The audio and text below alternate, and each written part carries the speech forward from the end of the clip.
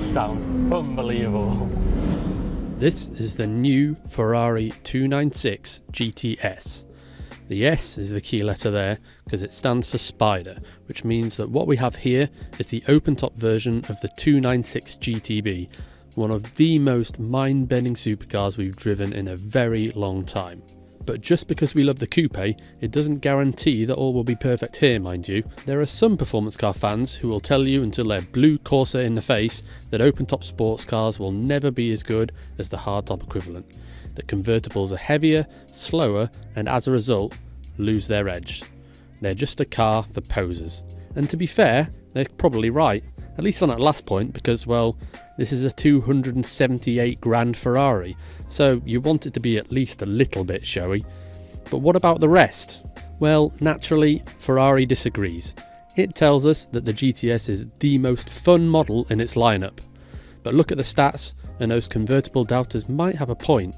The aluminium structure has been toughened up around the sills and the pillars, so the GTS weighs 1,540 kilos. That means it's 70 kilos more than the GTB. But really, that's only another passenger on the curb weight though, and Ferrari says that the 296 is 50% more rigid than its predecessor, so there's no compromises there. The roof itself is pretty smart. It flips 180 degrees into a space just behind the seats and above the engine.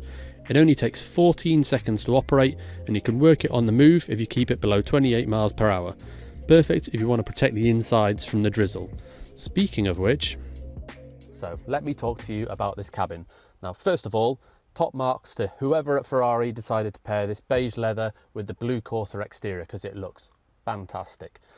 The quality in here is brilliant too. The stitching all looks great. The leather is soft and it feels really, really expensive, as you'd hope for in a Ferrari. It's not all perfect though. This dashboard design here borrows heavily from the SF90, and that means you get touch sensitive buttons for pretty much everything. There's heater controls here on a slidey scale, and well, take these mirror controls. You need to press and slide and you can't quite work out what you're doing, and it's all a bit irritating really. And then even the start button, you want theatre when you turn the car on, and this has just got a little touch key and it all feels a bit underwhelming really. And I've been in this thing all morning and I still can't find where the volume control is. But that being said, it still feels really special in here. You look at that prancing horse and you know that you're in something wonderful, and that's what really matters. It looks special from the outside too. Ferrari has made subtle nods to the past with the side vents inspired by the 250LM, but in other areas it looks so sharp, so modern and brilliantly proportioned. It's just spectacular. There's been some subtle changes to the coupe design to accommodate that roof, so there's a new tonneau cover that flows across the rear panel. The engine cover doesn't give quite the same view of what's below as in the coupe, which is a shame because that's one of the car's big talking points. Nestled within the aluminium space frame is a 3-litre twin turbocharged V6. Yep, you heard that right, the 296 is the first ever V6 powered Ferrari road car. Not only that, but it's a plug-in hybrid, and on a supercar buyer's just walk away bingo card, V6 and hybrid are likely to be two of the big ones. There are a few performance V6 turbocharged engines around, most notably from Alfa Romeo in the Giulia and Stelvio Quadrifoglio, and Maserati with its MC20. Both sound kinda raspy, but neither really raise the hairs on the back of your neck like you want them to. But Ferrari reckons that they've cracked the noise problem with this V6, so much so that they call it a mini V12. It uses a wide 120 degree V angle with those turbos nestled between the two banks. The V6 engine is 30 kilos lighter and shorter than the old V8, allowing for a 40.5% front, 59.5% rear weight distribution. Lots of clever acoustic refinements for the exhaust are designed to amplify the higher notes coming from the engine, while special ducting, redesigned for the Spider, pipes some of that noise directly into the cabin.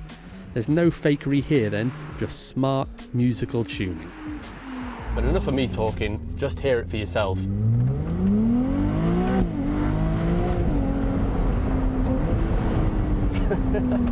Sounds unbelievable.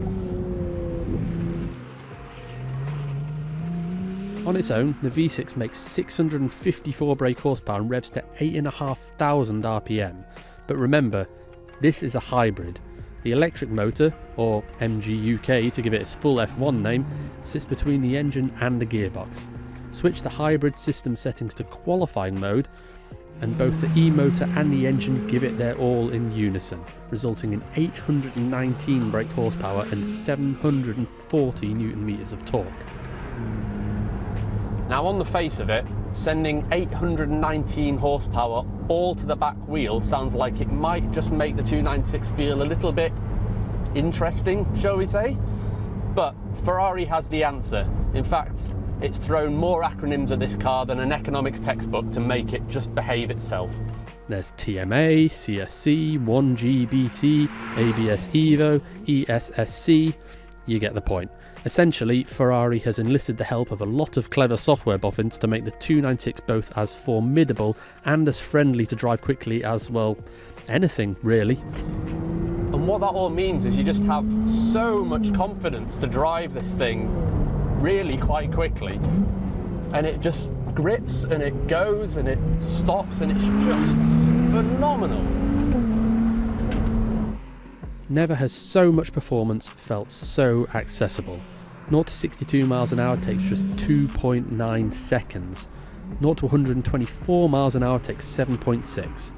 Top speed? Well, Ferrari just says 205 miles an hour plus. It's paired with an 8-speed dual-clutch gearbox, which is among the sharpest and most responsive around. The power unit definitely passes the noise test, but its delivery is just as staggering. If anyone doubted Ferrari switched to V6 power, just relax. You won't miss a V8 at all. And then there's the brakes as well. Quite often when you drive a plug-in hybrid, you tend to find that there's quite an awkward, pronounced step between brake regen and then the mechanical brakes actually biting. But in this, it's just seamless. There's so much power to the brakes, there's just no sign of fade, and they'll just stop you instantly. They are really impressive. I'm saying that a lot about this car though. And there are plenty more superlatives to come, because this isn't just a one-trick prancing horse. And another thing that strikes you about this is just how comfortable it is. I mean, on this road, which it isn't great quality, I feel absolutely fine. It's just rolling over all the worst bits. There's no harshness, there's no crashing into surfaces or anything like that. It's really nice. Then you realise there's a bumpy road mode. Put it into that and it just relaxes even more. And like this, you could easily do a really long journey. It is really quite staggering what Ferrari have done with this. The Spider suspension uses the same hardware as a 296 GTB, but it has been ever so slightly tweaked to account for the higher mass. The steering is the same and electrically assisted, and it's so precise and brilliantly weighted. If you fancy a more hardcore feeling from your 296, then there's also the optional Assetto Fiorano pack. For another 26 grand or so, this adds some extra aerodynamic bits that generate 10 kilos more downforce up front. Extra carbon fibre parts, including lightweight door panels, contribute to an 8 kilo weight reduction, and then some very trick adjustable Multimatic shock absorbers, which give a much firmer feeling on the road. There's an entirely different side to this 296 though, and that's thanks to that electric motor. But here's the thing, if you want to just take it easy and relax, you can just pop it into EV mode and you can cruise along serenely and quietly without bothering a single local. All you get is just a gentle hum. It's so relaxing. It'll carry on like this for up to about 16 miles thanks to a 7.45 kilowatt hour battery. It'll charge through regenerative braking, or you can just plug it in when you get home. For everyday town driving, it's perfectly fine too. The electric motor's got 164 horsepower, so even like this, it moves along really nicely. In fact, driving through this very pretty little Italian village, it's no more difficult to drive than any other plug-in hybrid, really. Well, except for the fact that the turning circle's awful. And there's no reversing camera. But I'm nitpicking, because if you're looking for flaws, that's all you can do with this car. As a technological achievement, it's phenomenal, but it's the way that it makes that tech feel so natural, so subtle, and most of all, so thrilling that really deserves the most praise here. And does the roof make it less of a supercar? Nah, not a bit of it.